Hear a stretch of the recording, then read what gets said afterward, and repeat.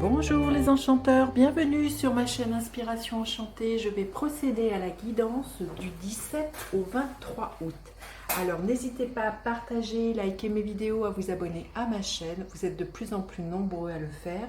Je vous remercie, vous mes anciens abonnés, et bienvenue aux nouveaux abonnés. Petit rappel, ce sont des guidances générales, ça ne peut pas parler à tout le monde. S'il n'y a pas de message pour vous, ne forcez pas, c'est ok. Si vous avez besoin aussi d'une consultation privée, je mettrai en barre d'infos le mail avec lequel vous pouvez me joindre. Alors, c'est parti. La semaine du 17 au 23 août. Quelle est l'énergie en ce début de semaine? L'énergie en ce début de semaine. Quel est l'obstacle cette semaine à dépasser? Quelle est la ressource à mobiliser? Quelle est la ressource à mobiliser cette semaine? Et comment on finit la semaine? Quelle est l'énergie en présence en fin de semaine? Ok. Alors, en ce début de semaine, l'énergie, c'est l'énergie du 2 de bâton. Vous voyez, il y a comme quelque chose qui s'enflamme. Le 2 de bâton nous parle de nous projeter, d'anticiper, de sortir de sa zone de confort. Il y a une étincelle qui est là et qui demande juste, vous voyez, on voit la fumée très, très distinctement là, quelque chose qui demande à prendre feu, qui demande à se propager et à se divulguer. Donc là, le 2 de bâton, c'est vraiment une énergie, le bâton c'est du feu, comme je vous disais, c'est vraiment une énergie d'entrain, d'allant, de passion, de ce qui nous anime et qui nous fait nous lever le matin. Donc là, c'est l'invitation en ce début de semaine, c'est de se projeter, d'aller voir plus loin que ce que l'on est en train de vivre, voilà, de sortir de sa zone de confort et de s'ouvrir à de nouveaux horizons. Alors, quel est l'obstacle cette semaine? Le 9 de coupe. L'obstacle, justement, il y a cette envie qui est là, d'y aller.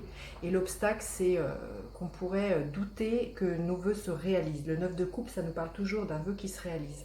Vous voyez, de jouir de ce que l'on a accompli, d'être dans au niveau du cœur, d'être complètement comment dire, comblé émotionnellement. Et là, l'obstacle, c'est qu'on pourrait douter de ces projets qu'on a envie de mettre au monde. On pourrait douter de ses capacités. Il y a vraiment l'idée de, peut-être l'idée d'auto-sabotage ou comment dire, de dévalorisation hein, qui est là dans ce que l'on a envie d'entreprendre. Donc, quelle est la ressource que l'on doit mobiliser justement pour faire switcher tout ça? C'est l'énergie du le valet de coupe. Donc l'énergie, c'est justement de recontacter sa sensibilité, de recontacter son côté quelque chose de très créatif, très artistique. Vous voyez, et de saisir les opportunités. Un valet, c'est toujours quelque chose de nouveau, de contacter aussi peut-être la joie de son enfant intérieur qui se pose pas de questions et qui sait que dans son monde, tout est possible. Il prend sa baguette magique, il prend tout comme ça vient et il joue avec ça. Donc là, la ressource à mobiliser, c'est d'être voilà, dans cette créativité, dans cette joie, dans cette spontanéité et puis de croire en ses rêves, hein, vraiment d'être dans ce qui fait chanter le cœur. C'est vraiment ce que je ressens là, comme au niveau de ce qu'on a à mobiliser cette semaine. Alors comment on finit la fin de la semaine? L'énergie du 3 de Pentacle. Du coup, peut-être là, ce qu'il faut peut-être se rendre compte que pour mettre les projets au monde que l'on a envie de mettre, on n'a pas toutes les, comment dire, toutes les ressources ou toutes les compétences. Et le 3 de Pentacle, c'est de se dire qu'il serait bien de faire appel à d'autres personnes.